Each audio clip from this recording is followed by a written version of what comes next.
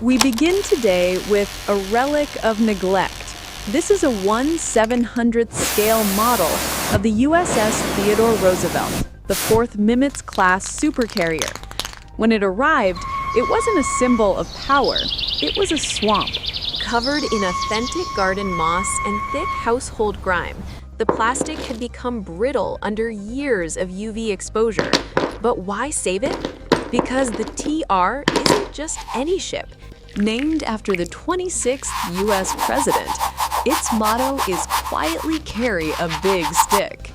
In the real world, this vessel is a floating city of 5,000 souls. In our world, it's a 13-inch masterpiece hidden under layers of dirt. Our goal today is a total ground-up restoration, returning this toy to its 1986 commissioning glory. Restoration isn't just about painting, it's about archaeology. The first unique challenge was the moss.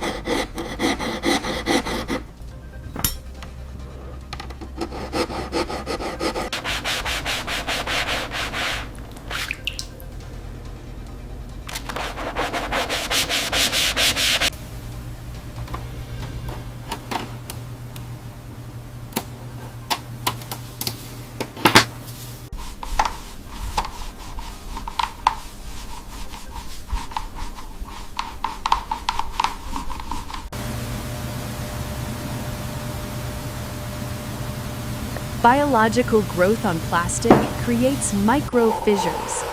Using a soft-bristled sonic brush, we perform a deep clean ASMR session.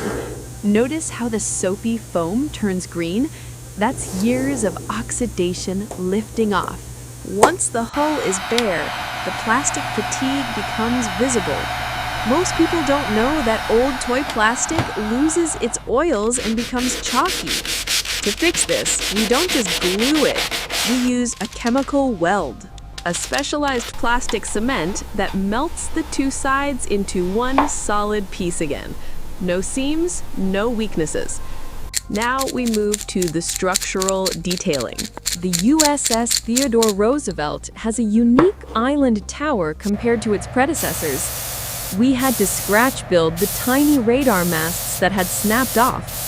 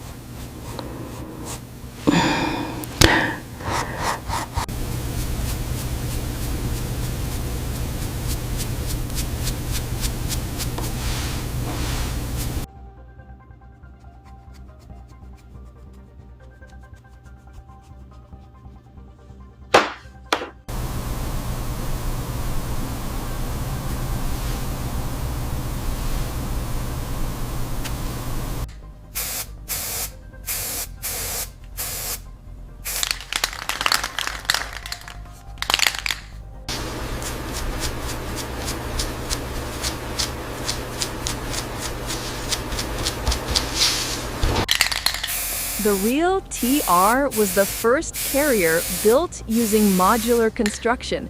We're mimicking that process by restoring the flight deck as a separate entity from the hull.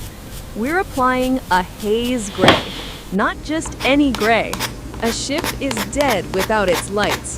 We've bored holes no thicker than a human hair to install fiber optic lines. These will simulate the long-range lineup lights that pilots use during night landings, but the specific federal standard shade used by the U.S. Navy. To get that scale realism, we use an airbrush at 15 psi to create a finish so smooth it looks like cold, hard steel rather than molded polystyrene. Every time you see a tiny LED flicker on this model, remember that on the real ship, those lights guide 30-ton jets landing at 150 miles per hour in total darkness.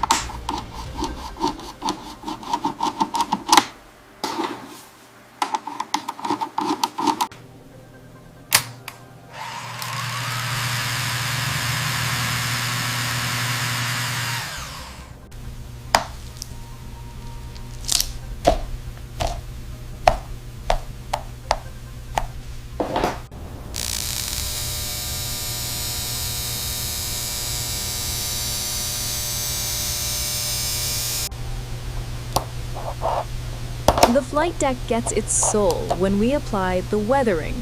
In reality, the deck isn't clean. It's covered in tire rubber, oil spills, and jet exhaust. We use a pin wash technique, letting diluted oil paint flow into the panel lines by capillary action.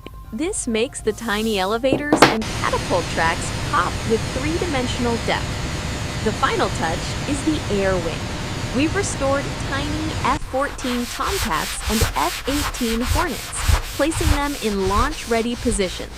As we peel back the final masking tape on the hull number 71, the transformation is complete. We've gone from a discarded piece of plastic to a museum-quality tribute. This restoration reminds us that with enough patience, even the most neglected objects can find their big stick energy again. From the garden moss to the display case, the USS Theodore Roosevelt is ready for sea trials once more. Mission accomplished.